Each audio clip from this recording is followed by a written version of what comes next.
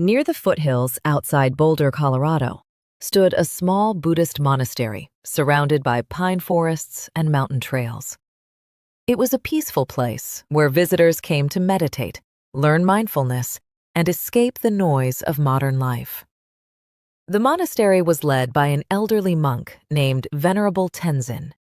He was known throughout the region for his wisdom, patience, and deep understanding of human nature. People often traveled hundreds of miles just to hear him speak. Among his students was a young apprentice named Ethan. At 23 years old, Ethan had left a stressful corporate job in Chicago in search of a more meaningful life.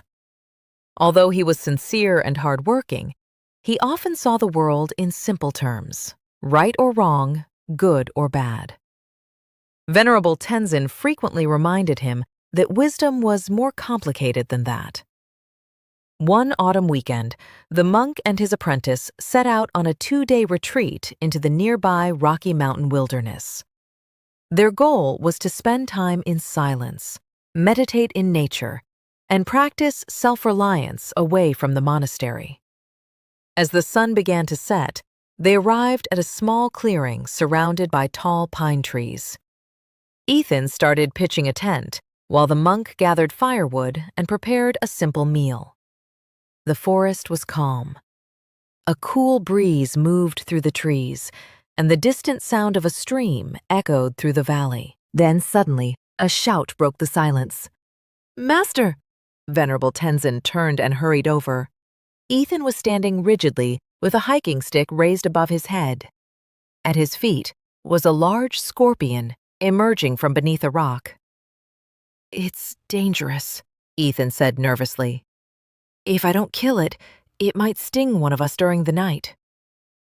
The monk looked at the creature for a moment. Then he gently took the stick from Ethan's hands. To Ethan's surprise, the monk lowered the stick beside the scorpion instead of striking it. After a few moments, the scorpion climbed onto the wood. The monk carefully carried it deep into the forest and released it far from their campsite. Ethan watched in confusion, but chose not to argue. The next morning, after completing their retreat, they returned to the monastery. Life soon returned to normal. The following afternoon, Ethan was sweeping leaves near the monastery's meditation hall when he noticed movement beside a stone pathway. To his surprise, it was a scorpion. Remembering the lesson from the forest, he smiled to himself. "This time, I know what to do," he thought. He picked up a long stick and carefully placed it in front of the scorpion. As the creature climbed onto it, he prepared to carry it away.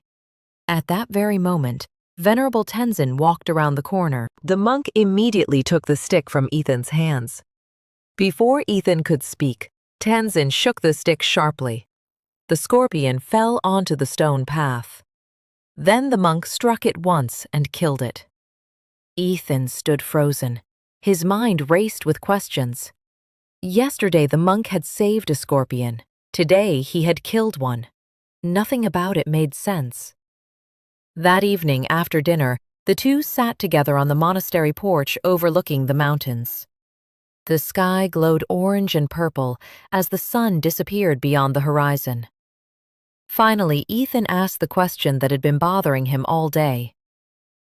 "Master, yesterday you stopped me from killing a scorpion. Today you killed one yourself. Why?" The old monk took a sip of tea and smiled. "Ethan, where were we yesterday?" "In the forest," the apprentice replied.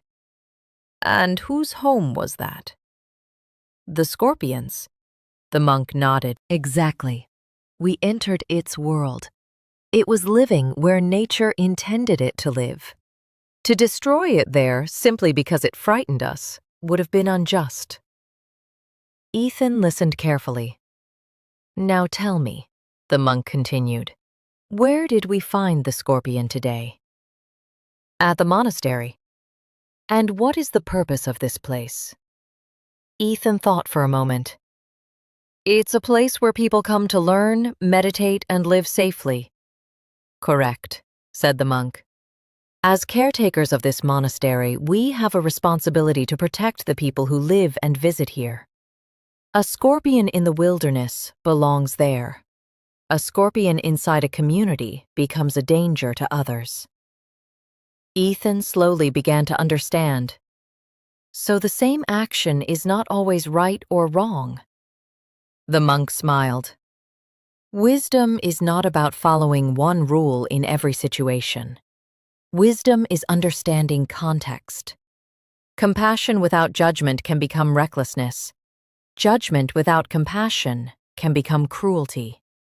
The challenge is knowing which principle should guide you at a particular moment.